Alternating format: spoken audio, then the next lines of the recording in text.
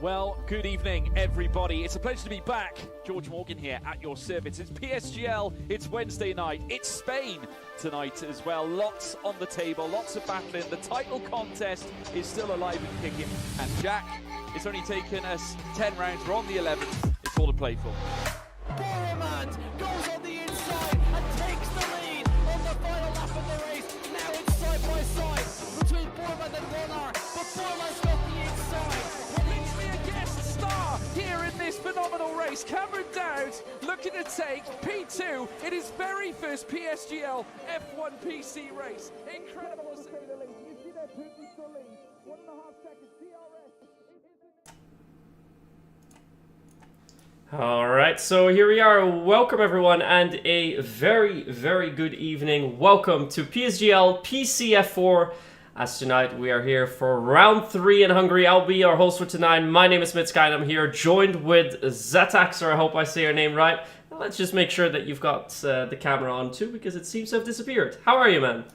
Oh, unfortunate that. Hopefully There it it pops is. back up.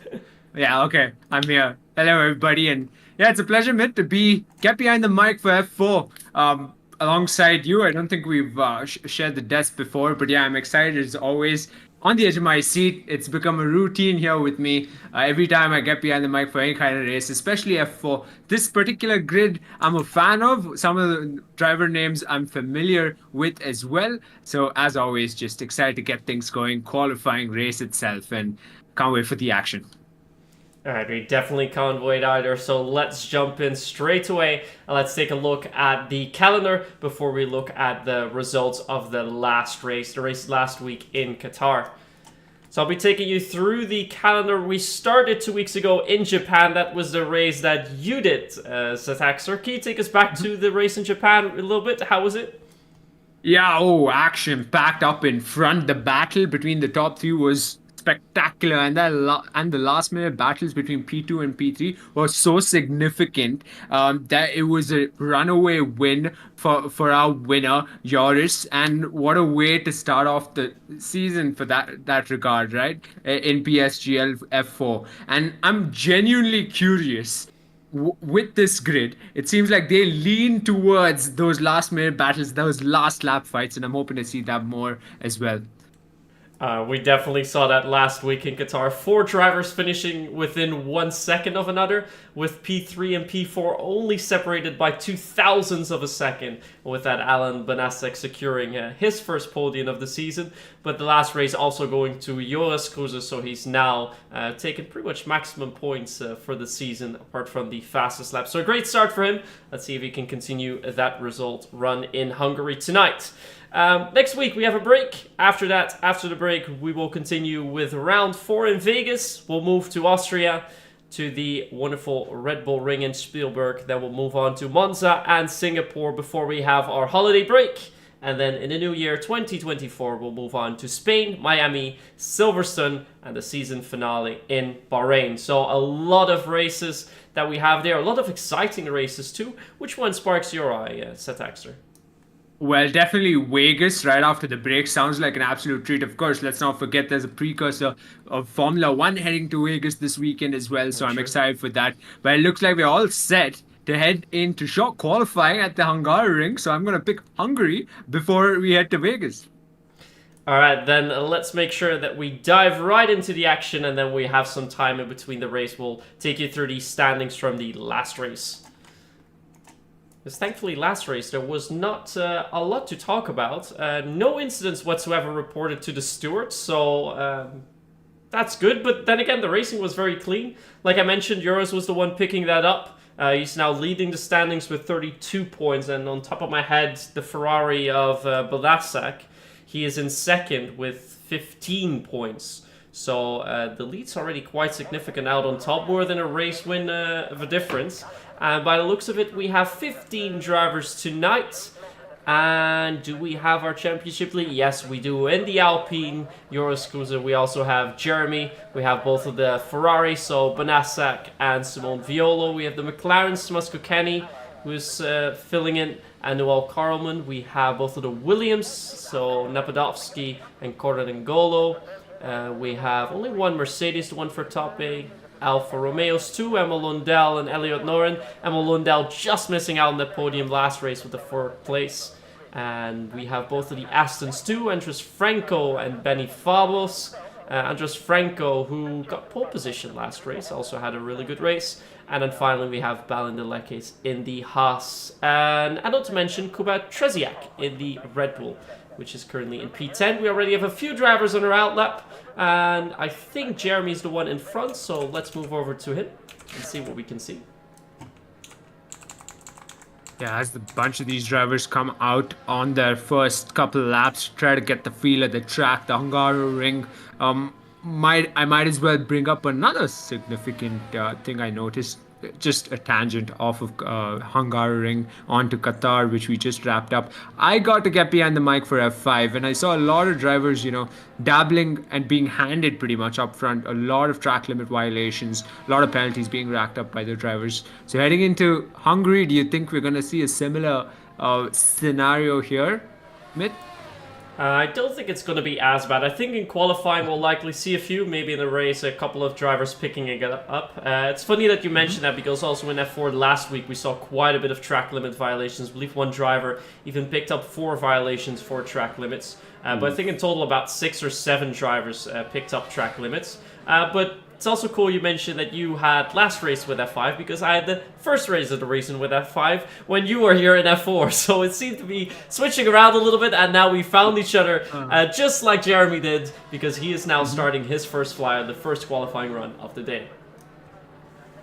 Yeah, the first couple of laps that you put in usually are benchmarks, but another significant thing I noticed amongst these drivers of this particular grid is that they're a bit reluctant. I think last time out, I saw 5 drivers, in fact, sit out their first couple of laps and preferred setting their lap times later into shock qualifying as a whole. So you've got a lot of these drivers patiently waiting and watching how their competitors do and really bide time before setting in their first couple of laps. But mind you, last time out, I believe Elliot Norton was in contention for pole position just as much as some of these other drivers were. I know Benny Farbos was in the mix as well for that fight in the front. I'm hoping to see some sort of a left field outcome on this shock qualifying on a track like Hungaroring is probably where you'd like to see it, especially in qualifying, because heading into the race, I don't want to say it so early, but I'd say it's highly unlikely we'd get too much of racing action. You know what I'm saying?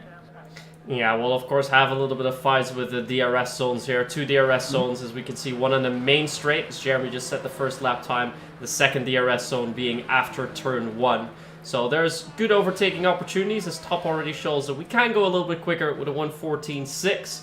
But most of our drivers rounding off their first lap time now. I believe Andres Franco, who had pole last time round, is now setting his lap time, but can't beat that quite yet, 1:14.8. As more drivers come across the line, I believe Joris is next, and he sets the fastest lap time for now, a 1:14.4, and he's been showing to be quite on point with qualifying laps this season, with a pole position in Japan in your race, and a second place in the race that we did in Qatar last week. So I think he'll be one of the drivers to watch, and judging the times that we have now, I think we should be aiming at some lower 1:14s, as we have 3 laps done in about 15 minutes from now. Yeah, Simone Violo, that name rings a bell for me. Mainly because I don't think I got to see him set a lap time last time out in Japan. I could be wrong. But again, I'm a bit biased, I'll say that. I'm a Ferrari fan, of course. So regardless of the driver, whoever gets behind a Ferrari, virtual or in the real life, I'm a fan of him. Would you look at that? I mentioned Violo. Violo goes 4th fastest. That's a pretty decent run from Simone Viola. Of course, making an appearance last season as well. I believe he was driving for Alfa Romeo then. And now with a 4th place, it's not too bad, as Noel Carman has picked up a track limit violation, so he be entering the pits. We're now following Emil Lundell, who is now rounding off the final bend before ending his first lap. Another interesting thing about the Hungaroring rear is that we don't really have any corner names. We just have the numbers for you, 14 turns in total. And a cool thing that you should know about the Hungaroring, that it's 11 miles northeast of Budapest, a city that was formed out of 3 cities, out of which 2 cities were named Buda and Pest, and the 3rd city, well, I can't tell you what its name was, but apparently not significant enough to put in their name. But that's how that city came to its name. You can still see the differences if you go to Budapest. Was there well over 6-7 years ago. You have, of course, the river that separates the city, and you have the Buda and the Pest area on either side of the river. It's quite a nice city to visit as well, but I think for us race fans, it's much better to come out here on the track, because it's always an interesting race here, where normally the Mercedes seem to be quite strong. That was incredible. I know that monologue of facts was absolutely brilliant. I'm curious now. Have you been to Budapest? Any chance? And yeah, but I go with what you said. I think we'd prefer the track. We're race fans after all. Yeah, I've indeed been there before. I've been there for about a week. It's a very nice city to visit, and yeah, at some point I do want to go there and go to the racetrack as well. So maybe in the next years to come, I'll finally visit a race there, and hopefully we can see the Ferraris, like you mentioned, perform a little bit better. Because unfortunately lately there's not too much rejoice in that sense, but thankfully in F4 it's a little bit better because we did get a Ferrari podium out there last race. So we now see our drivers come out of the pits and get ready for their second run. Still 11 minutes left on the clock, and I think we should be keeping an eye out for Toppe, who currently has the second fastest lap time and is driving that Mercedes that we were talking about earlier. And yeah, when we talk about Ferrari, you have to talk about Alfa Romeo, and Alfa Romeo have two drivers at least in this tier F4, significant ones up in front. Last time out I saw Elliot Norton and Emil Lundell actually work together, and as much as you could argue working together doesn't necessarily help your cause, you are fighting for the driver's title of F4 by yourself, but I did see them work together during the race and formidably up in front, both on different strategies. And while it didn't work out for Lundell as much because his second stint was horrendous, it did aid Elliot Norton quite a bit. So I'm rather curious to see how they do heading into this one. I believe last time in qualifying when I saw them, they were up in front together, one after the other. So P2, P3, I think. Could be wrong. Don't come at me for this, folks watching, but probably a good time considering it is the halfway mark or so of short qualifying to drop any kind of prediction you have in chat. Who do you think will be locking out the front row? Yeah, and definitely make sure to mention as well what you think the pole lap time is going to be, as we're now going on board with Toppe for his second run and see if he can beat that provisional pole time that Joris currently is holding, with about 1/10 quicker than Toppe was able to do in his first run. Remember, the drivers will likely go for 3 runs in total, so there will be more action for him later as he sees the car appear ahead of him. But the first sector, maybe a little bit quicker, goes way too wide, and that is track limit violations. This is one of the few corners where you can easily pick it up, the end of sector 1, and Toppe seems to have picked that up, so we will have to avoid watching his lap and try to go to one of the other drivers, as we see Cordon N'Golo, who just did his fast lap, which we did not catch on track, as Jeremy also just did a lap, a 1:14.6, so currently in third. What we can do though is go on board with our provisional pole leader, who has also picked up a track limit violations, and I think as the drivers are going to push more and more and more, we're going to see more track limit violations. Let's see if any of the other drivers are on a clean lap. Benny Fabos seems to have just started one. Kuba Trzeziak is in sector 2, hasn't picked up a track limit violations, a little bit quicker. The Ferrari of Benassak is also further ahead, so let's stay on board with him and see what he can do here. So we are shortly approaching the end of sector 2, just one more turn until we're through, and currently is quite a bit quicker, almost 4/10 up in his own lap time. Currently puts him at about a 1:14.7, but that would be enough for P4, so let's see what the Ferrari man can do. Yeah, that will get him closer to his teammate as well. Of course, as I said, 8 minutes left into short qualifying. Might just be able to really push and test the limits of the track ahead of putting your last lap time. And as I say that, you got it spot on, Myth. He went 4th fastest. Only for a brief moment though, as Kuba just beats him down to the wire, but a good run from Benassak as he's continuing his great form from the last few races. We now have more drivers on a fast lap. Just Franco was a little bit slower in sector 1. Sector 2 actually catching up a little bit on his time, so he might contest the Ferrari driver in the end. Simone Violo not too far behind either, so I think we have quite a few drivers rounding off their second laps now. And in a moment we'll also switch to Elliot Noren, who is currently on his out lap. But let's first see what Anders Franco can do coming around the final bend. And he sets the 1:14.7. It is as well, but not quite as quick as the other drivers. Currently P6 for him. Yeah, as it stands, 14 drivers have set lap times, but I would argue some of them haven't set their best ones yet, and some of the drivers are bettering their lap times minute after minute. But Noel Kalman has headed back into the pits and he hasn't set a single lap time. So I'm rather curious if he's going to stick to that infamous challenge I like to really point out every now and then, the first challenge. Give yourself a challenge like that one in a race like this. Probably a bit too difficult, a bit too left field for my liking at the very least. But we've seen drivers do that before. But I'm looking to see what kind of lap time he can pull out. But 1 minute 14.486 from Joris. Fastest one so far. Provisional port. Just got over 6 minutes left to arguably better that or hold on to that for that matter. And it looks like Simone Violo is on a fast lap of his own.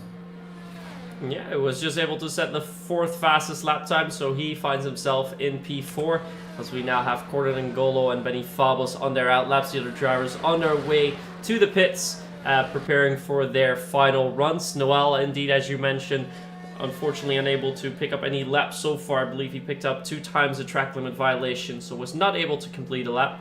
But like you mentioned, even if he starts in the back, don't count Noel Carmen out. I believe last year around in Brazil, he still managed to pick up a podium. It was a different race, but he definitely picked up a 3rd place last season. So don't rule him out. Definitely don't rule him out, as we're now going to go on board with Corden N'Golo, as he is going to take that Williams for a flyer. And this one's all yours, man. Oh, not usually good with fast laps, let alone behind the wheel or behind the mic, but I'll stick to it. Into turn 1 is rather an interesting one. You'd remember it from F1 where Bottas just rammed into the back of Lando Norris, if my memory serves me right. Let's not hope for the very same here heading into the race, but through Sector 1. Not a big fan of the track. Of course, if there's an opportunity, it's going to be an opportunity in lap 1. Heading into Sector 2, things doesn't necessarily get tricky, but you could dabble a bit too much over the curbs and get thrown off.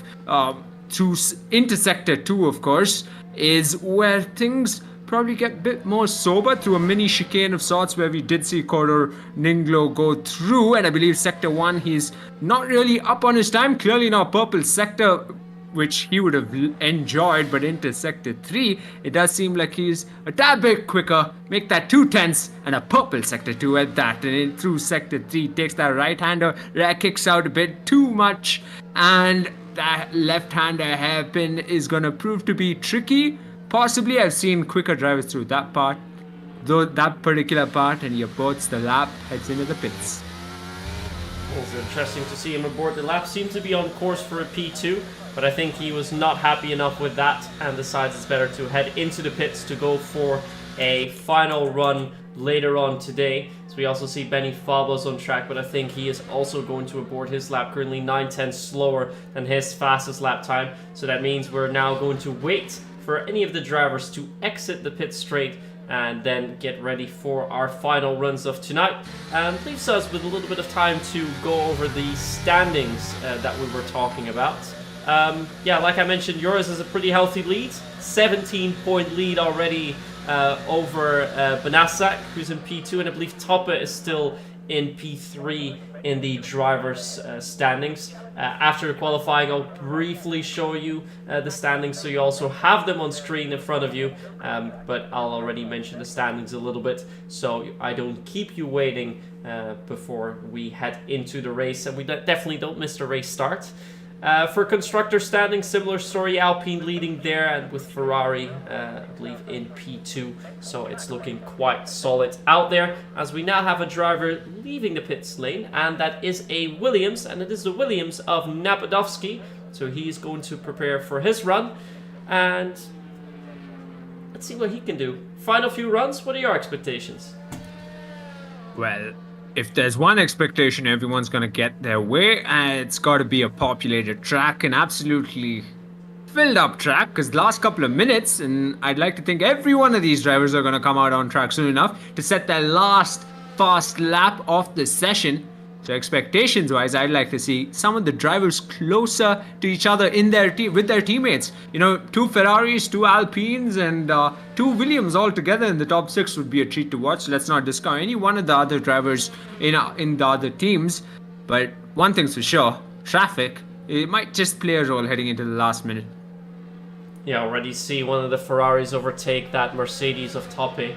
So it looks like they want to slot themselves up in a nice free area of clean air, which he seems to have gotten now behind one of the McLarens, which is either going to be the McLaren of Tommaso Kenny or Noel Carman. But like we mentioned, the first driver will be setting a fast lap time. Napadovsky, who is leading the pack with the Williams, and one of the Alpines is closing off the pack. And that should be the Alpine of Jeremy, because we saw yours leaving the pits a little bit sooner, but he seems to be caught quite a bit in traffic, and that might not help him out later on in the series, because he is currently still holding on to that provisional pole. But we've seen drivers go quicker. We've already seen that Topic can go about a tenth quicker in Sector 1.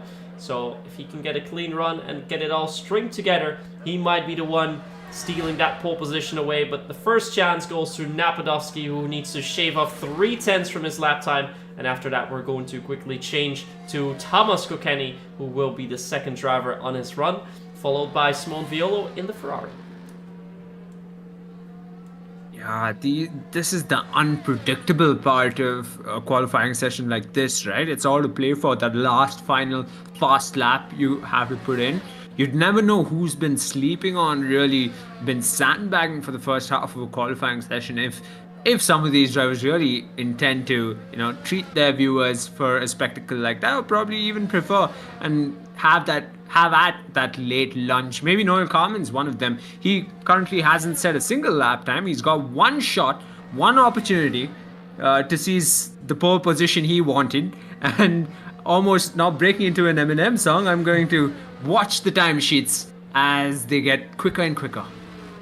I was just about to mention, that is a clear as bright day Eminem reference, and I love it. So we see Napadovsky come around the final corner, was a 10th up in the second sector, lost a little bit of time in Sector 1, but puts himself in P3, a really good, rather surprising run coming out from Napadovsky, improving by quite a bit. So Tomas Kokeni unfortunately cannot improve his own lap time. Simone Violo does and puts himself in P2. A very good run by him, as we see that Tope has aborted his lap. Next driver coming round will be it is Elliot Noren, but he's also not quicker than his own lap time, but will still beat it. His last sector wasn't good before. Next, Kubat Tresiak. He is also a little bit quicker. Is it enough? Yes, enough for P5 at the moment. And Aston Martin coming next.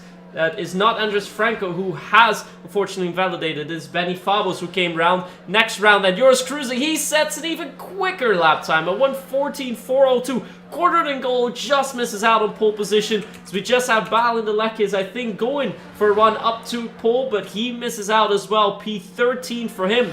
So we just have Banasek, Jeremy, and just the two of them. He is aborted, and Jeremy puts himself in P2. The Alpines have a front row lockout. Oh, just what I'd hope to see. As much as it might be irrelevant, it is an Alpine front row lockout, and what a stop we are in for. Unfortunate for some of those drivers there. I think Tope aborted his lap time, aborted his lap completely. We saw Banizak down in, who will be starting in P10. In fact, loses rare a bit, I think in Sector 2 if I'm not wrong, and he had to abort his lap as well. Unfortunate not to see those lap times come through from some of these drivers, but the Alpine drivers did it. The Alpine drivers definitely did it. And also interesting to note, we have 4 Hungarian drivers with their home Grand Prix tonight, and they're all slotting up next to each other, P11, 12, 13 and 14. So let's see if that is a lucky number for any of them. But the driver that has been dominating so far this season definitely shows that he still got it and is not, is being unrelenting really. Picks up a second pole of the season and might go for 3 straight in the races. So really good run by him. Means that we're going to go to a quick intermission. We'll be back in 30 seconds, and then we'll get ready for the race.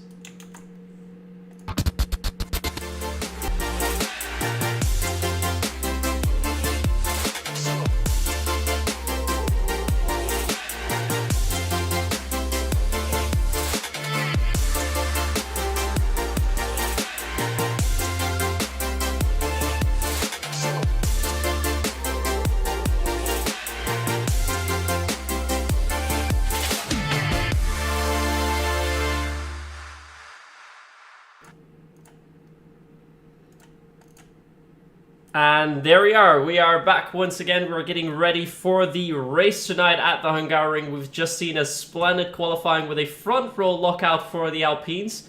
That was a pretty good qualifying, I must say. Yeah, they gave us the treat we'd hoped for. The last couple of fast laps coming through, and completely shuffling the top 5 and giving us the Alpine front row record is what you long for in a qualifying session. And you mentioned the Hungarian drivers, in fact, lining up alongside each other, P11, P12, P13, P14, if I'm not wrong. Those 4 grid boxes is where you'll get to see 4 Hungarian drivers. Keep getting that fumbled. Regardless, I'm excited for the race to start. I'm really excited for the race, and even more because I just looked into the race to get a bit of a race view. It's raining. It's raining at the Hungaroring, and before we get started, let's quickly take you over the track map that we have, so that we have a little bit of sight of what we have tonight. So the Hungaroring, 4.3 kilometers, 2.7 miles, 14 turns with 2 DRS zones along the long back straight, and of course between turns 1 and 2. 14 turns in total. And that is the track map for you. So a very, very quick run. I'll just take you through the driver standings briefly, so you have at least seen them before we jump into the race, because we definitely don't want to miss out the start. With the constructor standings here as well, with the Alpine leading it, it's actually Ferrari in P3, so they are not in P2 currently, but the standings are quite close. And with the results from last race, no penalties whatsoever, as mentioned before, and it was yours winning that race. Let's go to the start. Yep, heading into Twilight out, and we're good to go. And Yoris has gotten that stellar start, but here comes Jeremy around the outside. Wet conditions doesn't aid in overtakes, but it did aid the Ferrari. Simone Violo has gone up to P2 all the way from P5 or so, and what a move to make on lap 1 through these conditions. Treacherous as it might be, some of these drivers are clearly gaining positions to their favor. 2 positions up in a lap 1, and in the midfield, I don't see battles as such, but up in front once again, it's Codor Ninglo, clearly struggling of sorts, tried to make that jump onto Jeremy along with Violo, failed to do so, is back down into P4. A really, really good start from yours out there, but also from Simone in that Ferrari. Currently finds himself in P2. Now Podolski seeming to have a little bit of disconnection issues, so he finds himself at the back of the grid in P15 for the time being. Just missed the start, at least the first 2 seconds. We saw the run down to turn 1, so thankfully we weren't able to miss out on anything more. But yeah, of course, a bit of a shame that we did not see the lights go off fully. With the drivers now rounding off the final 2 quarters of the first lap, 35 laps that we have in total. Of course, the tire strategies are all out the window. There's no more mandatory tires to use either because it's raining, and all of our drivers seem to have started on the intermediate tires. Let's just quickly check whether that is true as we go to the tires. Indeed, all drivers are on the intermediates, and no stops yet to be made. And yeah, with the changes that we've seen so far, there are quite a few drivers that pick up 2 positions. So we have Balin Ilecki's picked up 2. Benny Fabo's picked up 2 now in P10. 2 positions by Kuba Treziak. But most notably, Simone Violo going from P4 to P2. Yeah, battles in the back of the pack between the 2 Astons. Benny Fabos, his run through the wet conditions, 2 positions up as you mentioned earlier on. And it seems like some of these drivers have clearly getting into their own groove, their own rhythm, despite the conditions, and some of them are clearly on the back foot. Like, I see these huge gaps develop, considerably not as huge as you would think, but Napadowski all the way down, lost 8 positions at the start, finds himself down in P15, not the greatest of sights for the driver in the Williams. No, definitely not the greatest start for him either, as we see one of the Astons having a slight moment there at the end of Sector 2 immediately. Andres Franco is looking for an opportunity to overtake Benny Fabos, who's almost losing contact with Benassak up ahead in front of him. So he seems to be struggling a little bit early on now. But remember, there is no DRS that we have to worry about because the track conditions that will not be activated. So that means the drivers have to go for the overtakes all on their own. It looks like Simone Violo is starting to get really, really close to our race leader. He's now only about 2 tenths away, but is he going to go for a dive down into turn 1? He's not even having a look there, but he surely is slotting up closely. A driver who is having a look is Elliot Noren, who's overtaken his teammate in the Alfa Romeo, sends him back into P8. And we have another switch down the back of the grid as Noel Coleman picks up a position from Thomas Kukeng. Oh, London's a sitting duck now for the Ferrari of Banaszak. and might just lose that position down the inside. Goes Banaszak in the Ferrari, and into the next corner. He's going to be well up into P8, and his charge continues. Unfortunate for Landel, losing 2 positions in a matter of a couple of corners. Yeah, and just as you say that, we see another switch for P11. It's Balandelekis getting the overtake done, and just Franco seem to have a bit of a struggle in the exit of turns 2 and 3, allowing Balan to get close by, go next to him, and then go for the overtake into turn 4, that is. So a good overtake completed by him also. Now the gaps, once again, they're still staying fairly, well, large for wet conditions at least. The gap that is the closest currently is a gap from P4 to P3, with Gordon N'Golo trying to slot up behind that Alpine of Jeremy. He might have a run down at the long back straight to try and go for the overtake. Yeah, I'm looking at these drivers in P3, P4 and P5. It does seem like they're the closest to one another, and the likelihood of them really taking the fight to the other up in front might just be far more greater than the rest of the pack. You can see them picking off fastest lap times off of each other, but Elliot Noren got that at the very end. He's in the thickness of the fight in the midfield, 2 positions up so far, and he's closing in on Kuba in the Red Bull. So interesting bunch of fights going through. Okay, I'm on board Connor Ninglo, and he might have just overshot it a bit too much. Almost went to the rear of Jeremy and loses a position to Tope in the process. That was some really good car control nonetheless, though. I really thought he was going to crash into the back of Jeremy, but manages to avoid him and only goes wide himself a little bit, losing just 1 position there. So it's not the end of the world for him, but definitely not what he was hoping for, as he was on his way to P3 and now first has to crawl his way back into P4 before he can make any more moves. A little bit further down the field, the driver who just set the fastest lap time, Elliot Noren in P7. It's about 3/10 quicker than your top 5 pack. So he is significantly faster than any other driver out there on track. Currently about 3/10 slower than his own lap time. But he's starting to get a little bit closer up towards that Red Bull of Kuba. So he will be trying to get some overtakes done, because if you do have the fastest race pace, especially in these tricky conditions, you can show that you are a better driver here and might be able to steal that first win away, get your first win the season, but also steal that 3rd win away from Joris. Yeah, that's what he'll be hoping for, and you can see already he's shaved about 2/10 off of that gap to Kuba, Elliot Noren. But the fight continues throughout the entirety of the pack itself, right? Even at the back of the pack, between those 2 Aston Martins, which have clearly sandwiched that Haas in between. Things have mellowed down quite a bit, with the conditions being as tricky as it is. I'm surprised all 15 drivers are still in the race.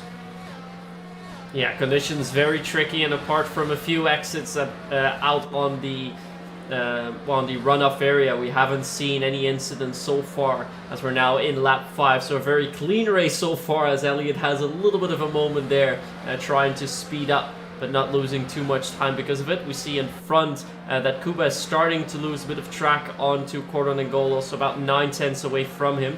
The closest gap now is from Tope to Jeremy. So in his Mercedes, slowly picking up the pace a little bit, and maybe he can go for the next overtaking opportunity. But for now, the drivers are not really too worried about that.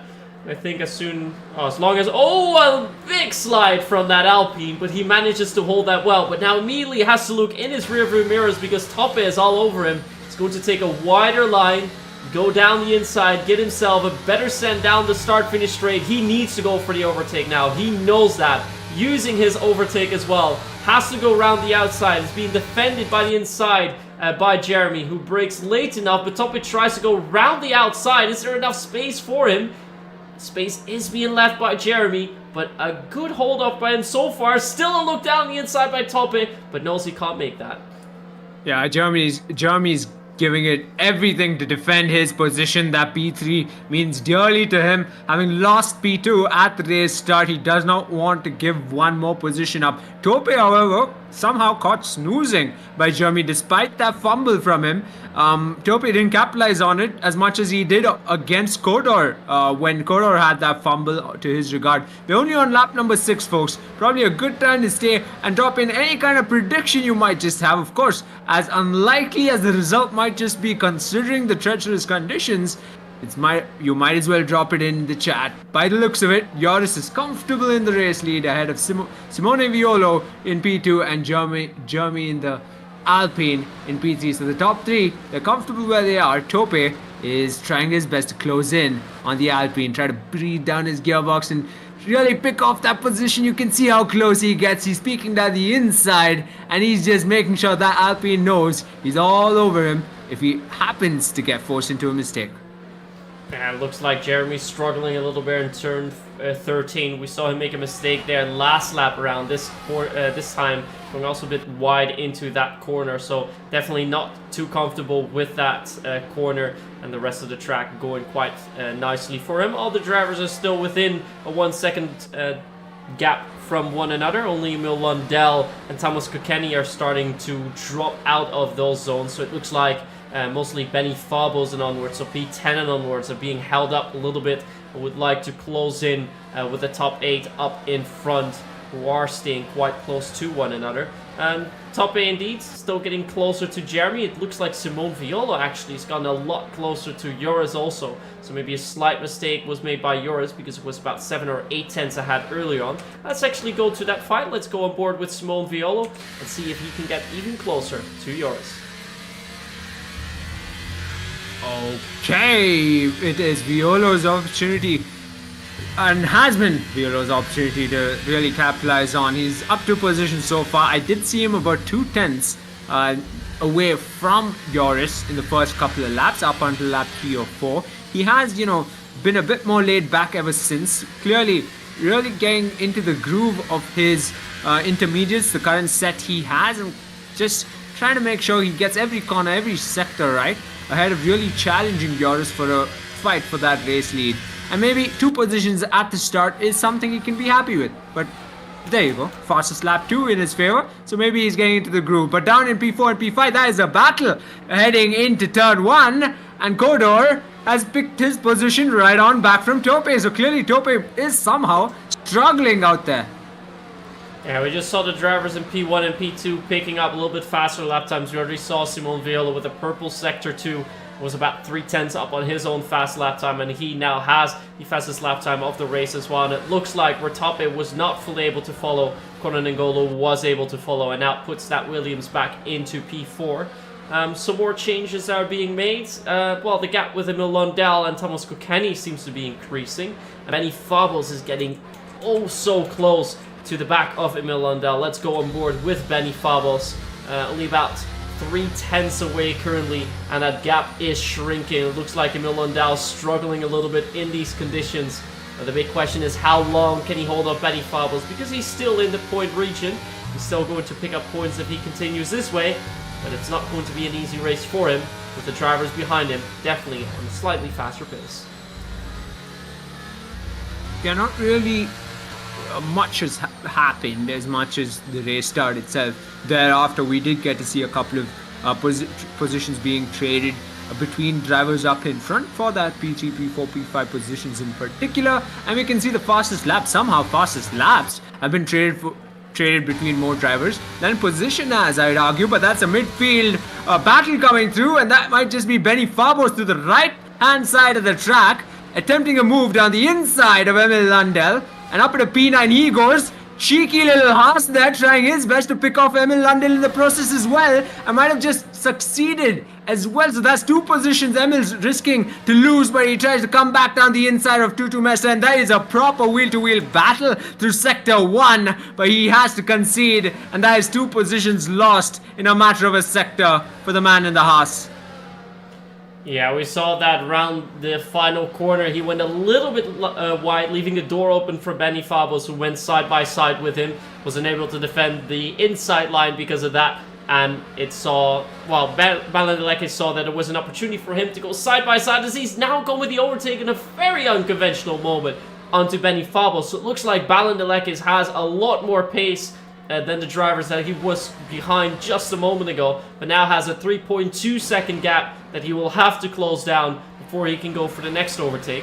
Currently the fastest driver on track though is Conan N'Golo. After getting that overtake onto Tape, has now also closed the gap to Jeremy in P3, and currently with the fastest lap in hand as well, he looks to be the driver to watch. Yeah, things are getting very interesting with some of these drivers at the back of the pack being the ones to watch as well. You can see how Noah Kalm is not too far ahead of Franco and Napadowski, who might just be aiming himself for a position in sights. Down the inside, he peeks on the Aston Martin, decides to descend it as well. A bit of wheel bumping between the two, and Noah Kalman might have just lost that position in the process as well. No, he's gunning for the position up in front against Lundell. Lundell caught snoozing once again, and Carmen without a self P12 couldn't quite get it done. So Emil is back into his groove and is going to hold on to P11, having lost 6 positions from the start.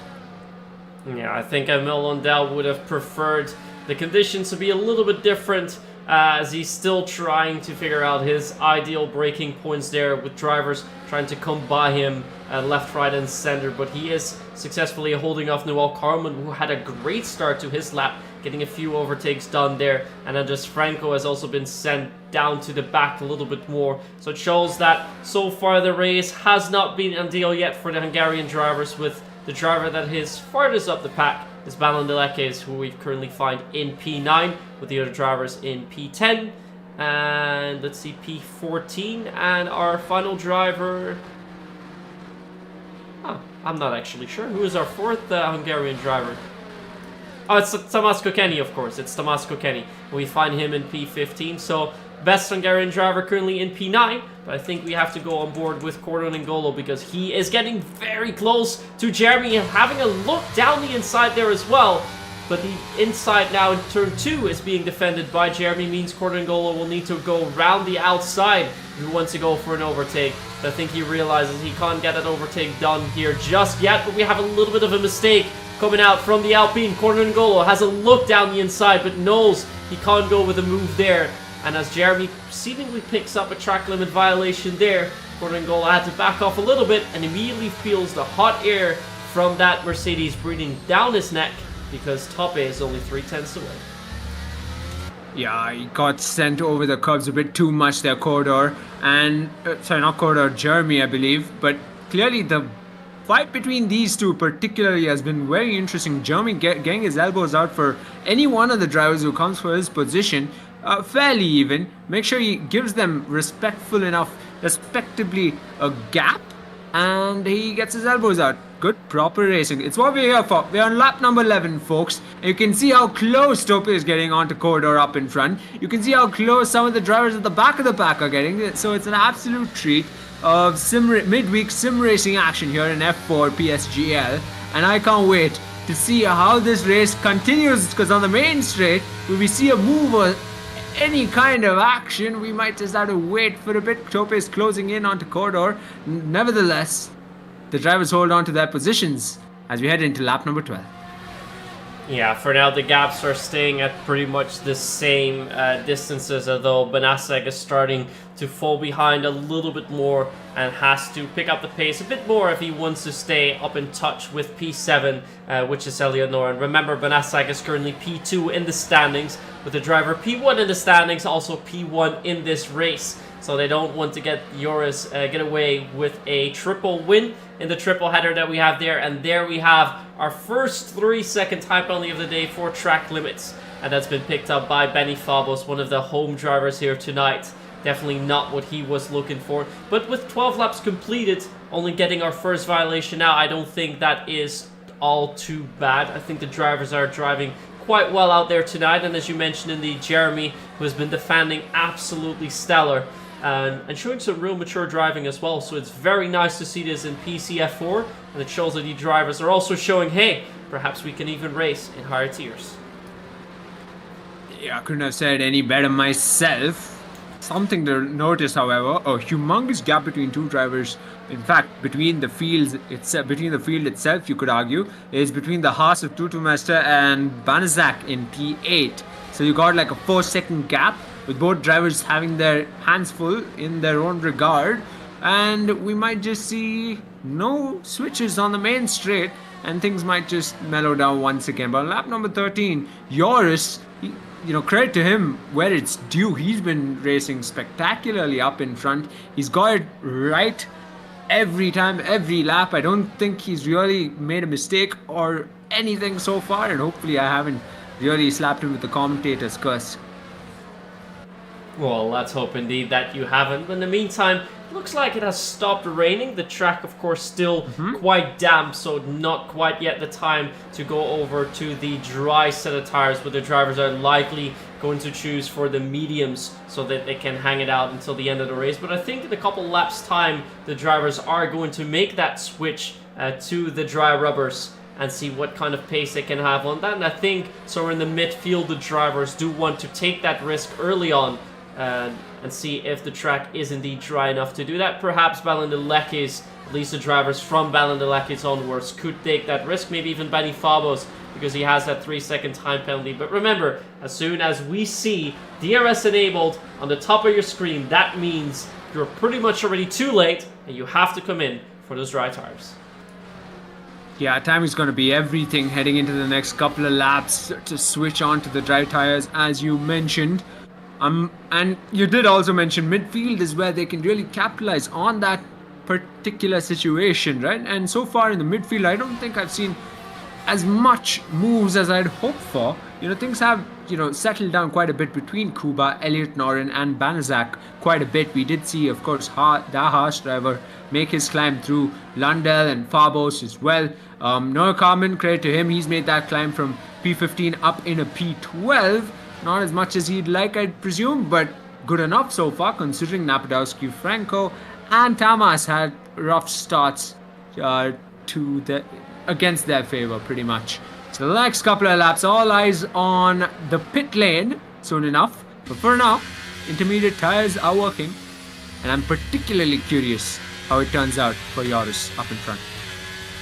Yeah, for now the intermediates still seem to be working, but we can already see the difference between last lap when we came round the second sector and this current lap. The track seems to be improving steadily, and I think we're not far off from our first pit stops where the drivers are indeed going to switch to those dry tires, perhaps as soon as next lap that the drivers are going to come in for a fresh set of tires. But I speak too soon, as we have Elliot Noren be the first one to go in, and he's followed by Banaszak. So it looks like the drivers are deciding this is the time to switch, as we see top end Joris also set faster lap times. But what is Elliot going to do? What kind of tires? I see mediums for the Ferrari.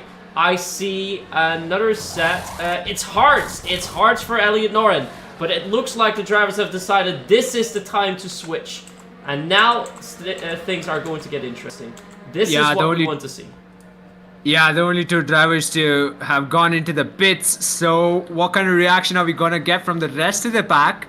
Considering they're going to see these two drivers come out on two different compounds, not the same one, two different ones. And I'm particularly curious how Banaszak is feeling on those mediums. Somehow, rightfully so, he seems quicker than Noren, and he's already on the gearbox of the Alfa Romeo.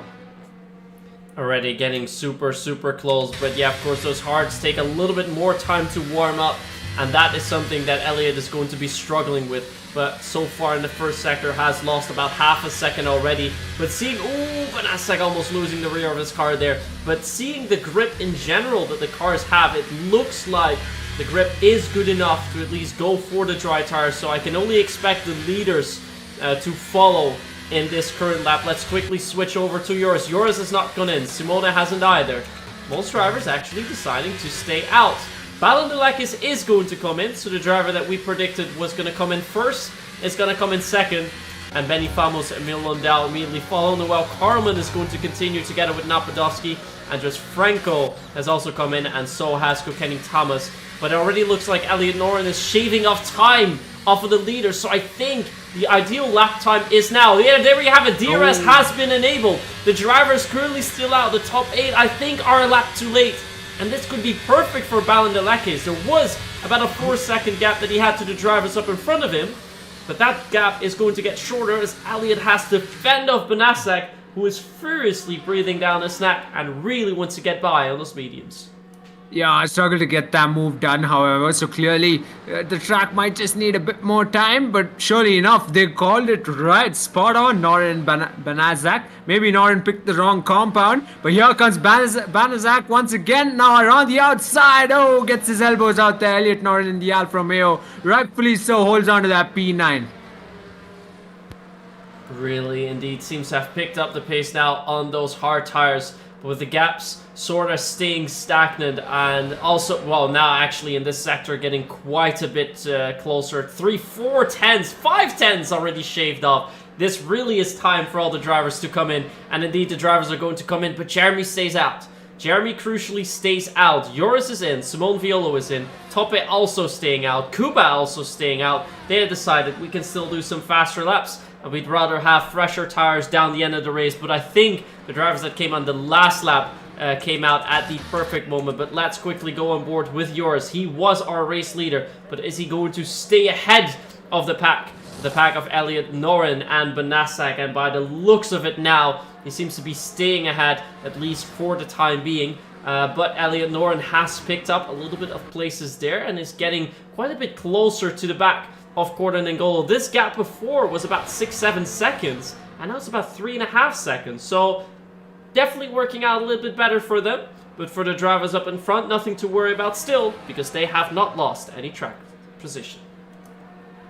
Yeah, I'm not too comfortable watching this onboard of Banaszak, considering he might just be wasting away his tires, desperately trying to make this pass onto Noren. Let's not forget, it's only the halfway mark of this race. He's got a long way to go to the end if he wants to make it to the end in the same set. And he's not even been able to pick off the fastest lap time despite being on better tires. So it begs the question, he needs to either make the decision and conserve a bit of his tires early into his stint, or get this pass done as soon as possible. I'd choose the latter if I was him, but it looks like the top 3 who are on the intermediates have decided to head into the pits.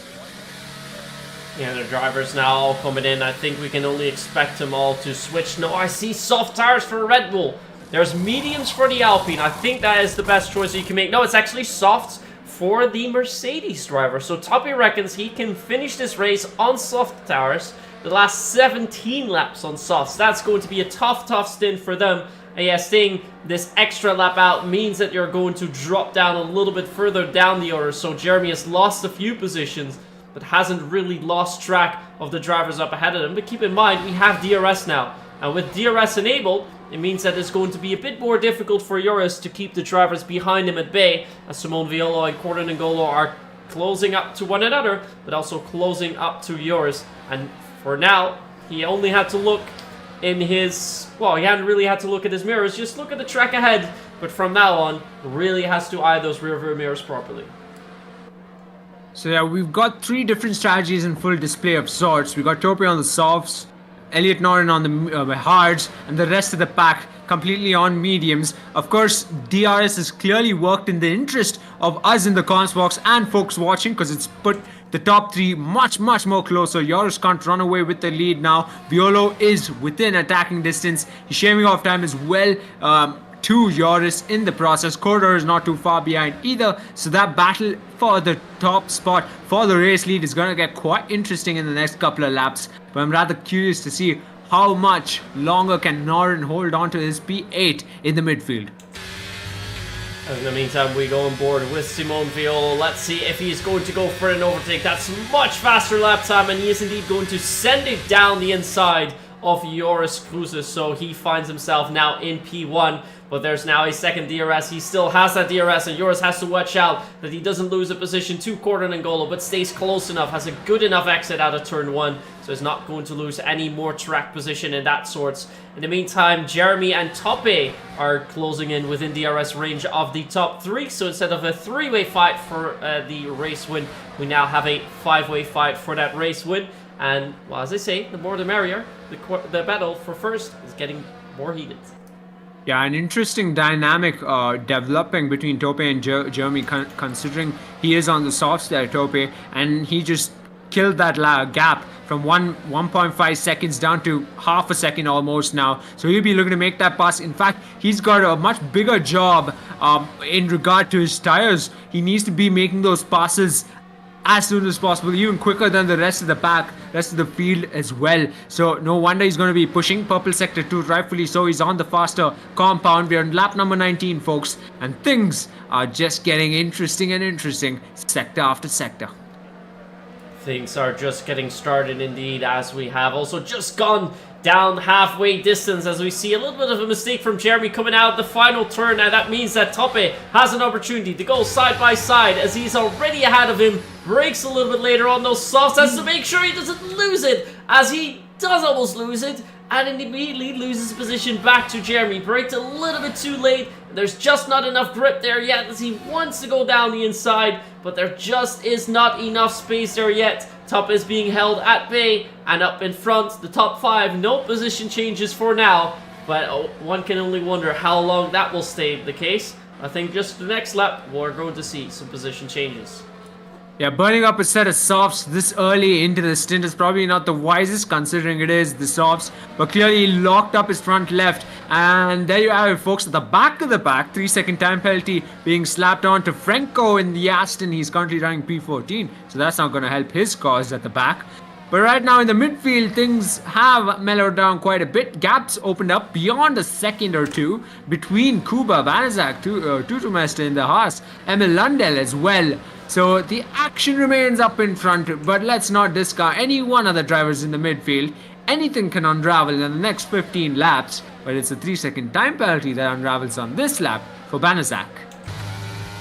And we're now on board with Cordon N'Golo, as we see that he's trying to close up onto yours, but yours is using a little bit of ERS to his advantage there, as he has to brake a little bit harder to avoid him, as Benny Fabos has picked up, two drivers have picked up penalties for speeding in the pit lane, and we have a DNF.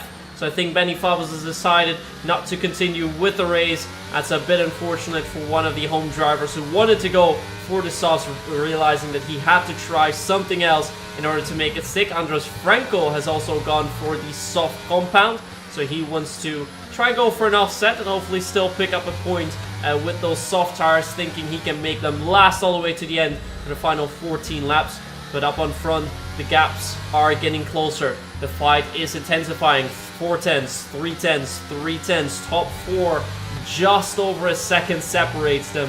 And as we're heading into the final sector, we're getting ready for the next DRS zone, and one can only wonder how long can Simone Violo keep the guys at bay before we're going to see some shuffling up ahead. Yeah, that pit stop and retirement from Benny Fabos clearly worked against Franco, and Franco was stuck in the pits longer than he'd like because of his teammate retiring ahead of him.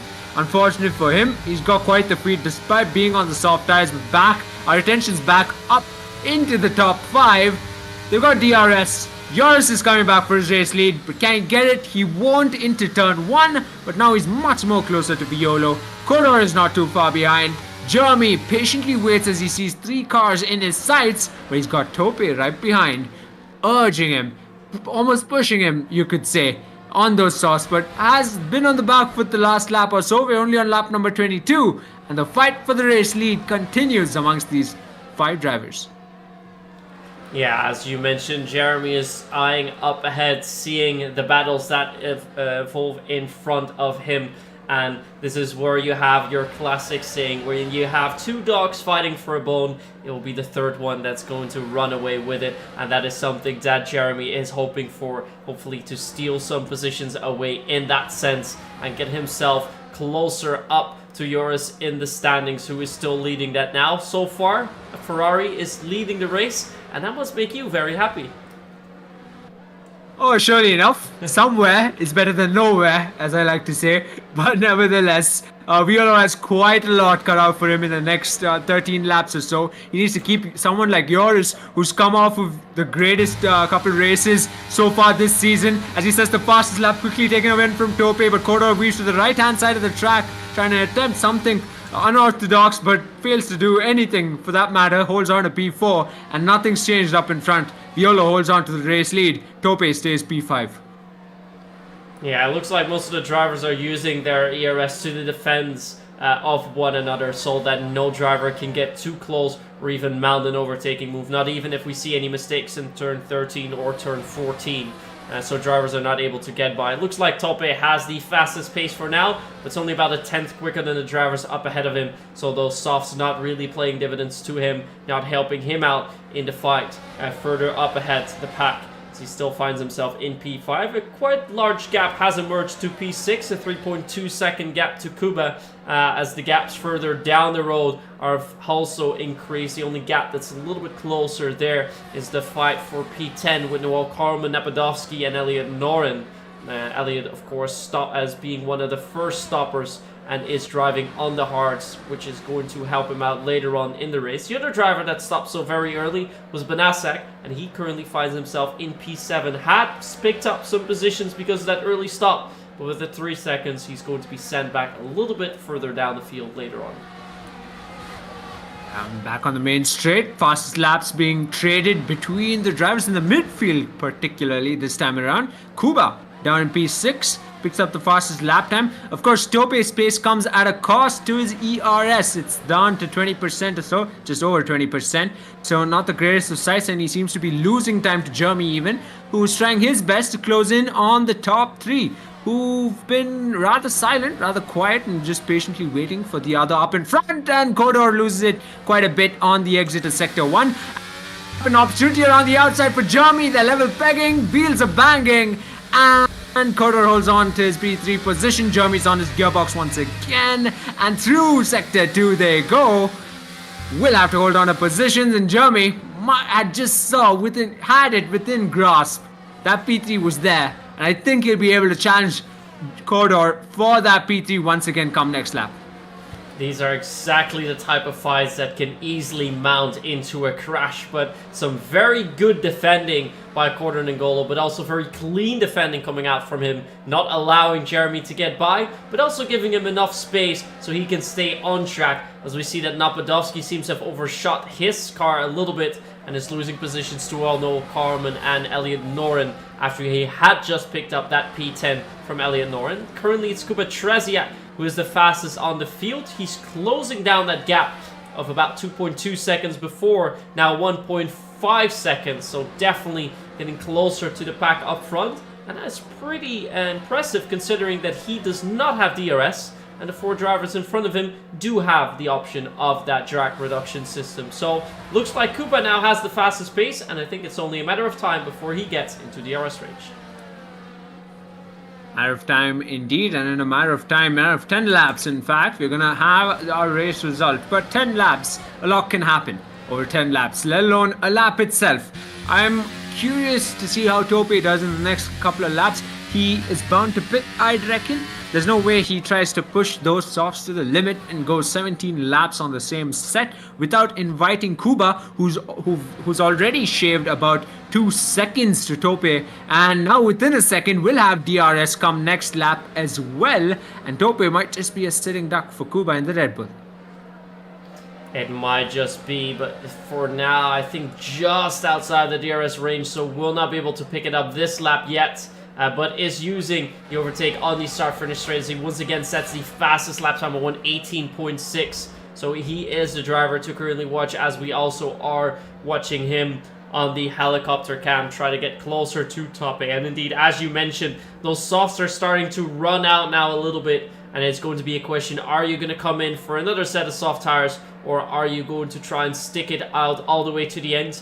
The thing that you have to be aware of is that you might lose a position to Kuba, but the gap to Banasak is actually quite big, so if those softs don't completely fall through and don't hit the cliff, you might be able to cling on to a maximum of a P6 still, and then it might not be worth to go for a pit stop, because then you'll have to overtake all the bunch on your own on track by setting a string of fastest lap times. Of course, not a concern for the other 5 drivers in P6 who are on the mediums, and the advantage goes to Jeremy and Kuba because they have 1 lap fresher mediums than the others. And you can already see Tope getting a bit too impatient where he's sitting. He really wants that position off of Jeremy. He'd rather be in a position where he's defending against Jeremy and leave Jeremy to fend off someone like Kuba who's making that charge. But on the main straight, this is probably his last attempt, last opportunity to make that pass. It doesn't seem like he's using the aid of ERS. He's comfortable with purely slipstream, but it won't get him too far, will it? Considering Jeremy, with the aid of DRS and the way where he's sitting, he's going to be comfortably pulled by the top 3, and we're going to see Tope stuck in P5, left off for Kuba. But Kuba I'm surprised to see, despite emptying his ERS, is still struggling to stay within a second of Tope.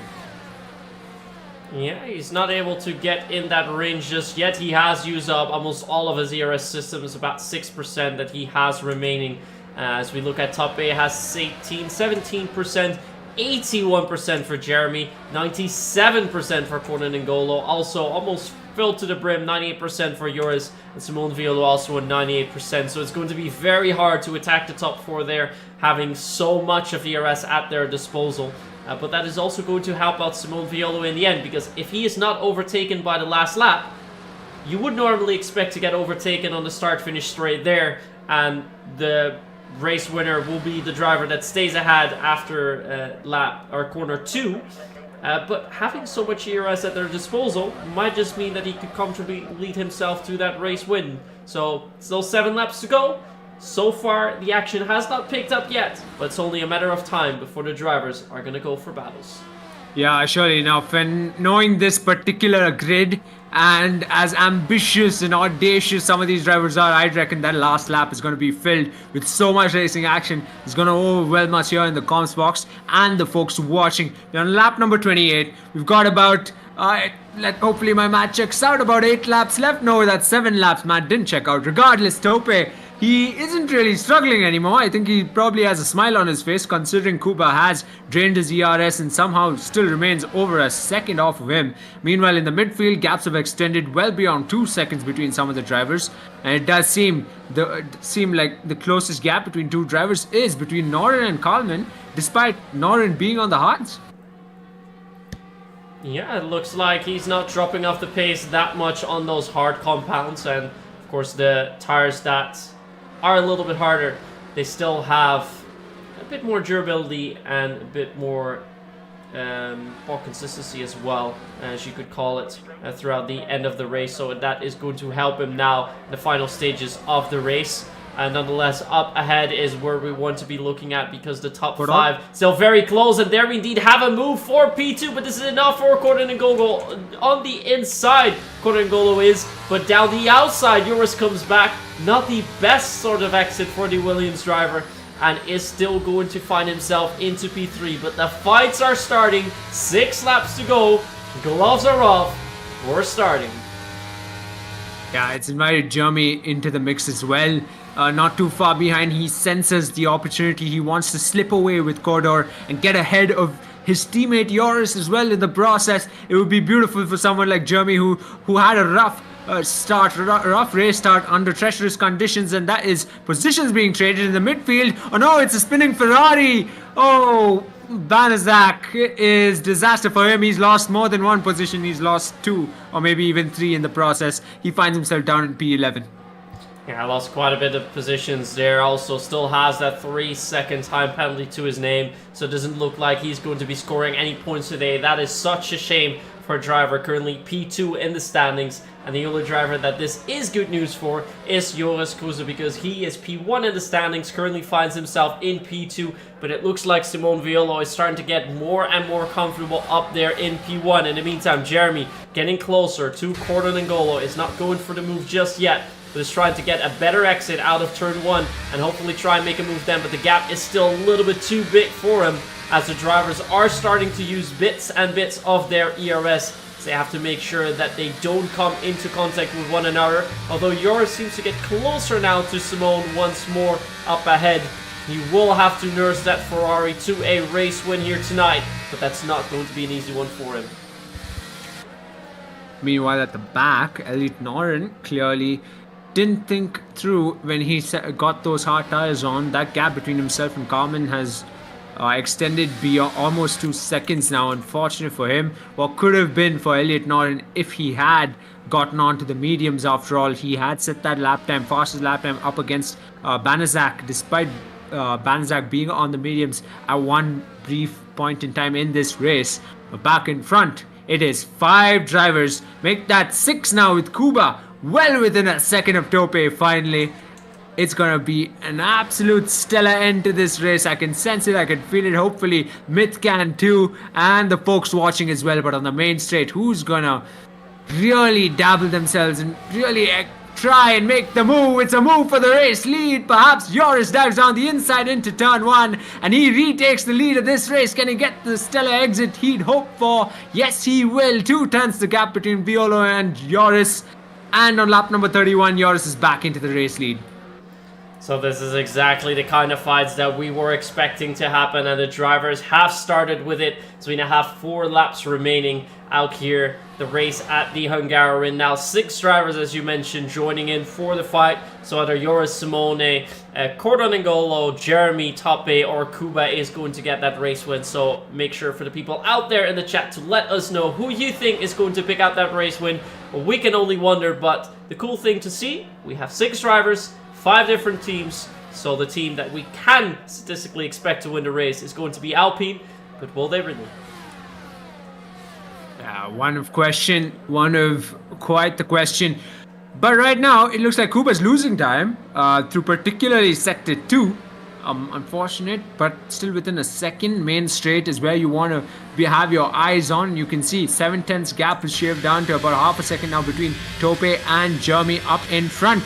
Main straight once again, ladies and gentlemen. Up ahead, Violo, will he close in on Joris? Might just be a similar move. No, he holds back.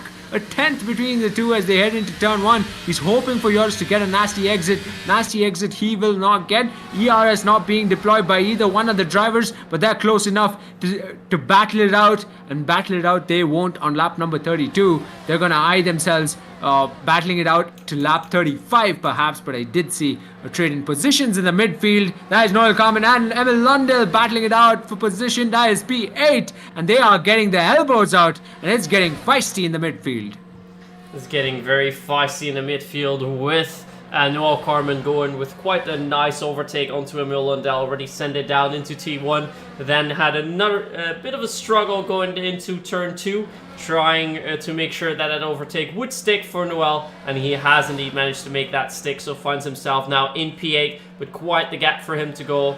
4.7 seconds is the gap to Banandelekis, as we see Kuba has picked up a position from Tope. I think Tope went just a little bit wide into turn 12. So now it is Kuba who finds himself in P5. But is he still within DRS range? I think he just managed to get within 1 second when the DRS zone started. No, he has not. He has not gotten DRS now on this lap. So that could open up the door for Tope once more. But Tope has no ERS remaining whatsoever. Kuba only has a few. But the drivers up ahead have just that extra tad more. So it looks like the first 4 drivers are going to go for the race win. But if mistakes happen, any driver can still take it in the top 6. Yeah, aptly said on lap number 33, Mitt. And right now, as it stands, it was 6 a lap ago. Now it's down to 4.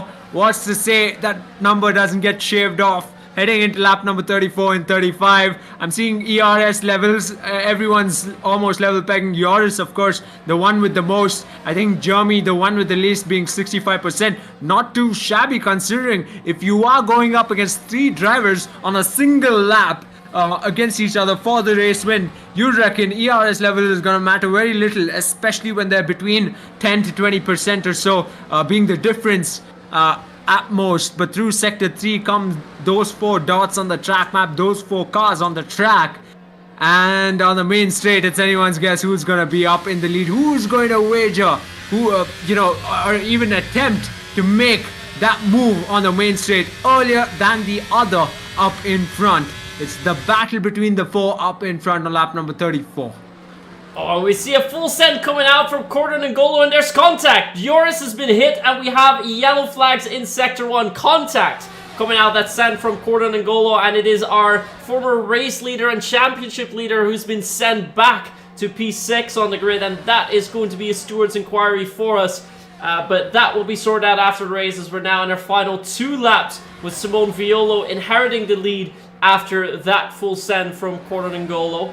And Cordon N'Golo still finds himself in P2 for now. Let's have a look at Joris. He is still quite behind Tope. Might still go with the overtake on him, but I don't think there is much more to gain for him. Up ahead though, Kuba, Jeremy, Cordon N'Golo, Simone Violo, they're all quite close to one another. But we're going to see more full sends than this, and hopefully we can see some more clean moves coming into the final lap. Yeah, let's hope they get their elbows out fairly. They give each other enough space. I think Jeremy's done a fantastic job at showing us what good, clean wheel-to-wheel racing is. He got his elbows out, gave respectable gaps, and that is a switch in position for P5. Of course, Tope struggling on the softs. Joris back up into P5, and on the main straight, the top two have weaved onto the right-hand side of the track, denying that slipstream, a bit of slipstream to Jeremy, and that's a rare lockup from Kodor in the process. Might not be able to make that pass on the Violo, but we're on the last lap, folks. It's all to play for. It's to play for. The win around the outside comes Kodor, and Jeremy watches on. Oh, he's trying his best to go wheel to wheel with the Ferrari, contact between the two, but somehow Violo holds on to the race lead. He still holds on to the race lead, and the gaps are getting oh so close as Jeremy's also trying to have a look on the inside of Cordon and Golo, but it looks like Simone has managed to fend off that attack from Cordon and Golo nicely and is going to be going on his way to his first race win of the season, but still has to keep it on track as Cordon and Golo almost loses it, so he now has to watch his rearview mirrors for Jeremy. So we had a little bit of desync there, and it is Jeremy who's gone by. Jeremy has gone past Cordon and Golo, and now he has to watch out for Kuba, who's down the inside into turn 12. And can he make it stick, or is there going to be contact into turn 13? Ascent from Cordon and Golo, maybe a switchback from the Red Bull driver. It looks like the top two has been settled, but the fight for P3 is still on. Your race winner is going to be Simone Violo, and not much more is going to change behind that. Simone Violo gets a race win, Jeremy P3, Cordon and Golo in P3, with Kuba and Joris rounding off P5, and then we have Tope, Balandelekes, Noel Carmen, who still has him a Landau close to him, was going to keep that, and the top 10 rounded off by Elliot Noren. But what a fight we have seen in that final lap, final two laps really, and Simone Violo doing that wonderfully. Yeah, absolutely spectacular racing from some of these drivers. Unfortunate for Joris, having led the race for so much of the 35 laps, fails to even stand on the podium out of no reason of his own. That incident will be looked at from Kodor, of course. That dive down the inside, quite a bit too much of their elbows getting out. Nevertheless, Kuba actually smelt and almost had P3 for a brief moment and failed to hold on to it, getting his elbows out in the process. So, rightfully so, however, Violo in the Ferrari gets it right and is on the top step of the podium. And there we have it indeed, with the Italian flag. Well, nothing can be more beautiful as an Italian driver driving for the Prancing Horse and picking up that race win, his first race win of the season.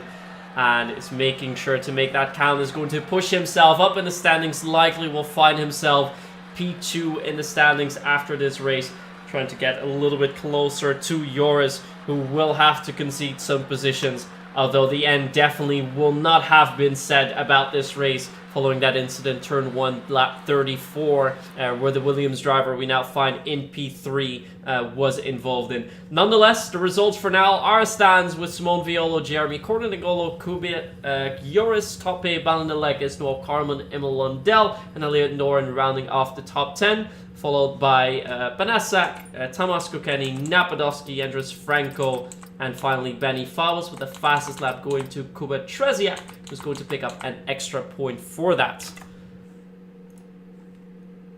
That was quite the race.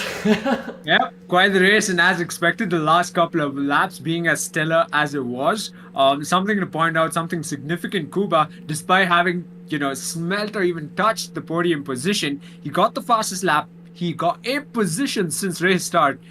So yeah, credit to him quite a bit. He got it spot on, and I think a couple of the other drivers as well. Noah Carmen in the mix, and I believe that was another Haas driver who made up 14 to 15 positions respectively, those two.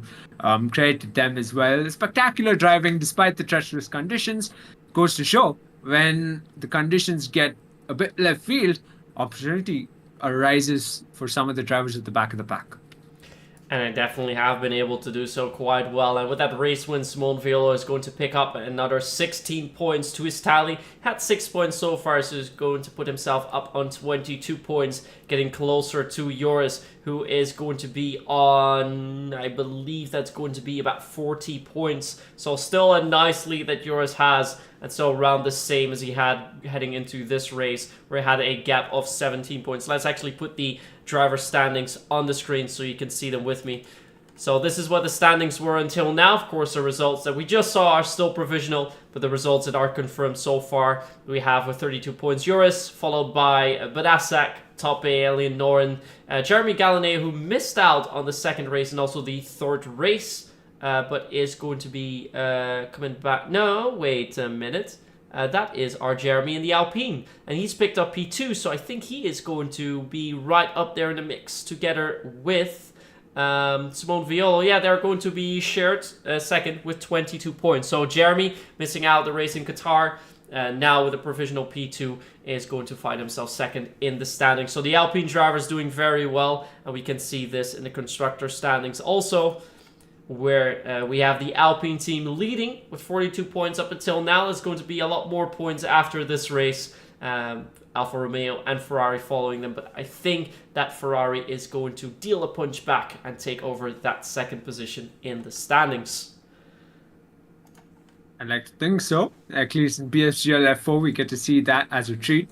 But by the looks of it, I guess we won't be able to talk to our top 3 drivers by the looks of it. I could be wrong. Regardless, I think it was absolutely stellar racing today. And hopefully, folks watching, hope your predictions were right. Hope your predictions were wrong. I think if I was someone watching, I'd like my predictions to be wrong. And if there's one place, it might just end up being wrong. It's a race like this one. It's a F4 tier like this one. And yeah, I'm just excited we got to see some spectacular midweek sim racing action. Yeah, in the meantime, let's see if we find anything happening here. It looks like the drivers are having a little bit of a discussion for that incident in lap 34, but we're going to see a driver's inquiry, a stewards inquiry about that, and we're going to see the results about that in 2 weeks, because as we mentioned, if we take another look at the calendar, next week out, we're going to have a 1 week break before we're going to resume in Vegas, and that is going to be quite a special week, because on Thursday you will be able to enjoy PSGL with Las Vegas Grand Prix, and for everyone here in Europe, Saturday morning we're going to have our...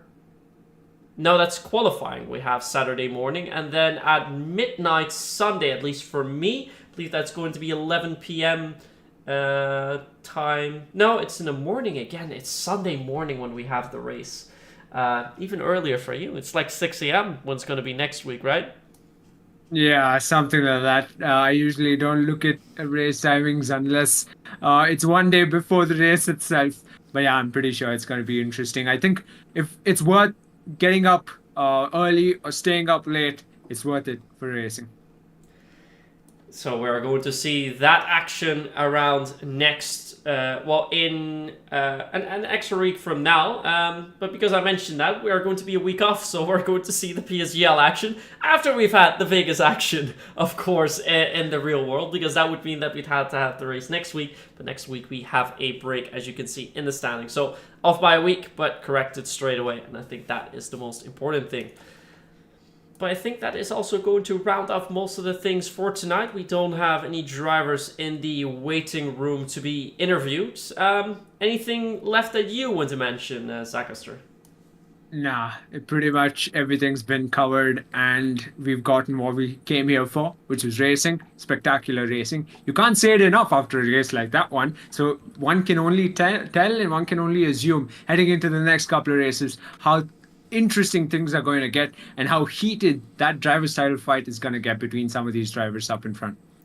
It's definitely going to pick up more, and we're going to resume the action with that in 2 weeks. And before I'm going to roll you out to the credits, make sure that if you go to the GT Omega website to pick yourself up a nice chair, to use code PSGL at the checkout for 5% off.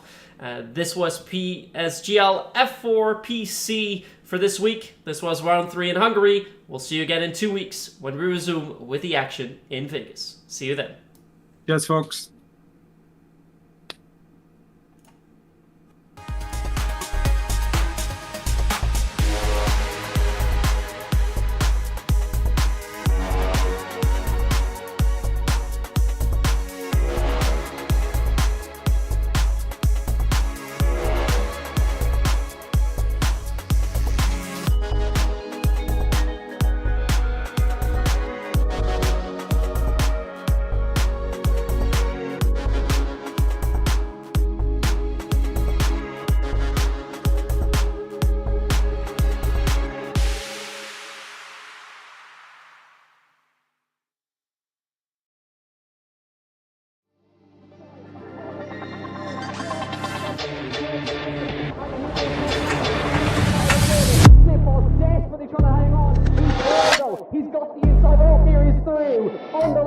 side.